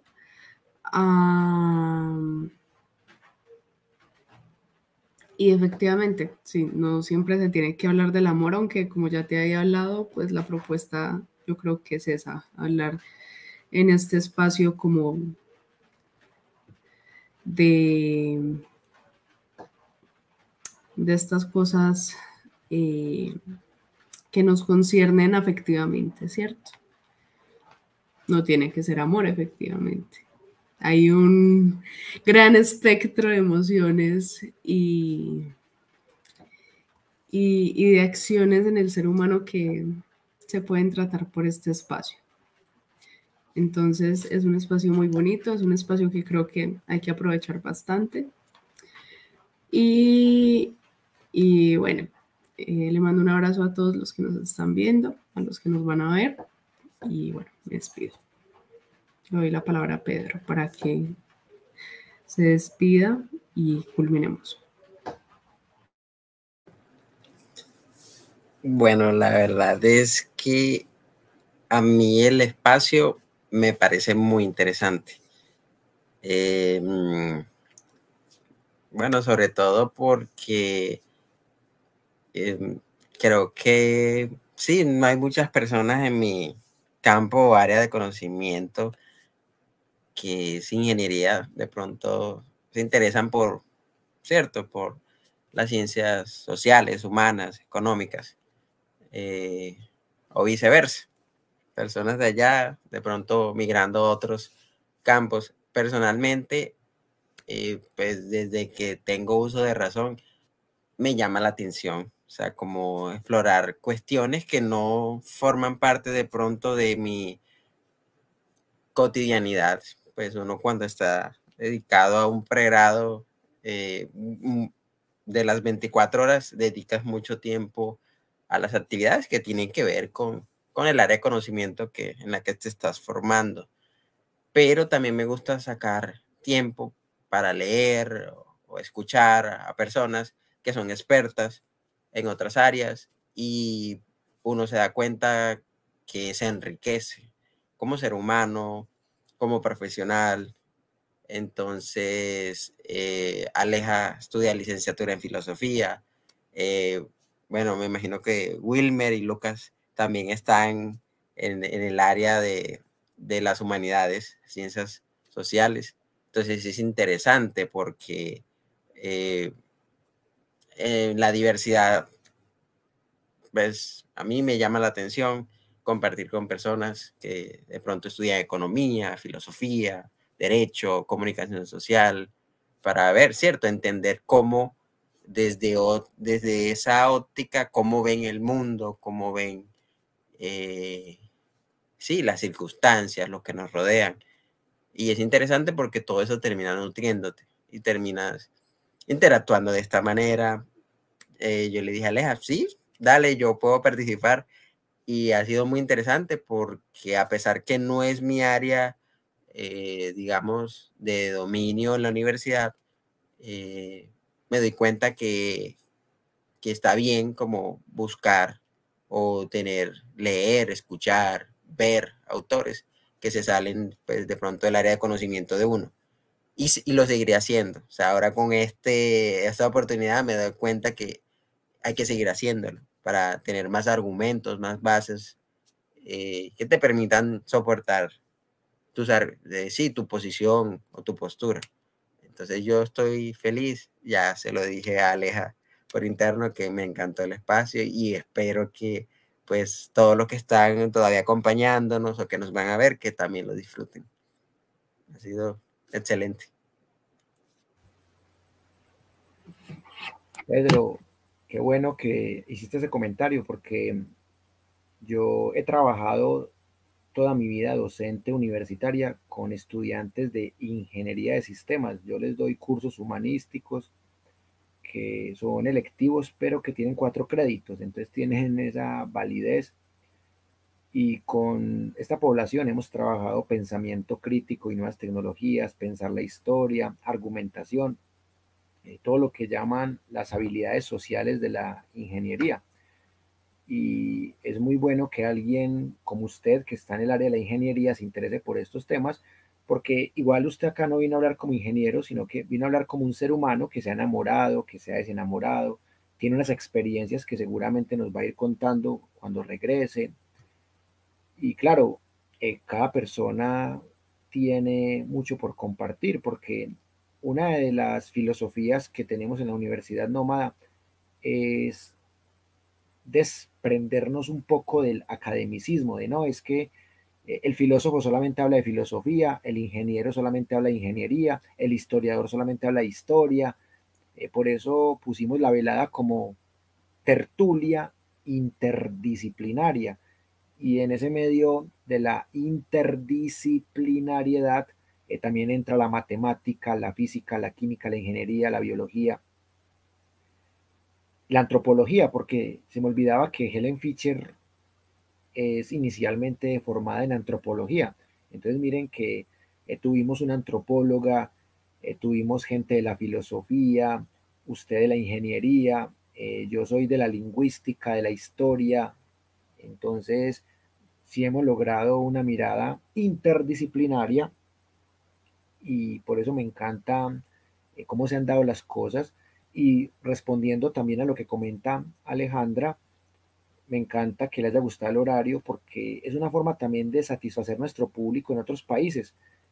Por ejemplo, tenemos mucho público en España, según las estadísticas de YouTube, casi que el 4 o 5% son de España, y hasta ahora en España ya hay gente que nos está viendo, por ejemplo, que se está levantando. Entonces es bonito. O gente en Estados Unidos que tiene 2 o 3 horas menos. O sea que en este momento son las 11, las 10 de la noche en algunos estados del norte de Estados Unidos. Entonces para esa gente no es tarde. Y así tengan que madrugar, les da para vernos. Y eso es lo bonito de haber jugado con este horario. Y yo le agradezco a Lucas, a Alejandra y a Pedro por haber compartido este rato con la Universidad Nómada. También le agradezco a Halber, que nos dice también este tema de las ingenierías, a Bianca, que se quedó hasta el final, a Joseph, a Alejandro, que se conectó también por acá, a nuestra querida Viviana Cabrera, que es precisamente una de las residentes en Estados Unidos, que me encantaría que Viviana, si está conectada, nos diga qué hora es el estado que ella se encuentra. También está por aquí Alquimista, Charlie Rin, y las personas que nos vieron en silencio, pero que ahí estuvieron escuchando atentamente. Bueno, Joseph dicen que son las 8:06, pero yo quiero que Joseph nos diga en qué parte del mundo está Está en España. Supongo yo que está en España. Y no solamente la gente que está en España, porque también hay mucha gente colombiana que vive en Francia, en Alemania, y este horario le cae muy bien porque son gente que se están bañando para ir a trabajar y que nos pueden ir escuchando. En Cataluña. Excelente. Que valga la aclaración, es Cataluña, no España. Que el Manchester City campeón. Bueno, esperemos que, bueno, me caen bien los dos, pero juega mejor el City que el Inter de Milán. Bueno, también hay que hablar algún día de fútbol. Es que hace rato que no hablamos de fútbol y el fútbol también le gusta mucho a la gente y es un tema que permite muchas discusiones de sexo, que YouTube nos da cierta libertad de expresión. Desde que no pongamos una miniatura desnuda, YouTube no jode para uno hablar de sexo y también podemos hablar algún día de posiciones sexuales, del Kama Sutra, de tipos de besos, o sea, hablar de temas que no son directamente el amor, pero que tienen que ver con relaciones de pareja. ¿Qué piensa Alejandra de esos temas? ¿Me gustan? La cara de Alejandra. Sí, sí, claro. Importantísimo hablar de esos temas. No, hablamos de todo eso y Pedro siempre bienvenido. Pedro debutó hoy con broche de oro, Pedro. Siempre bienvenido porque acá lo importante es el amor por el conocimiento y por la vida. Así que aquí, si usted busca en Universidad Nómada, es algo anti-especialista y anti-academicista. No anti-académico, sino anti-academicista. Bueno, Bianca por aquí está muerta de la risa, vea qué bueno. Bueno, muchas gracias a la gente que nos vio. Ya es mañana, así que hoy vamos a seguir con más programación cuando nos despertemos. Como es jueves, vamos a hablar de temas políticos y geopolíticos.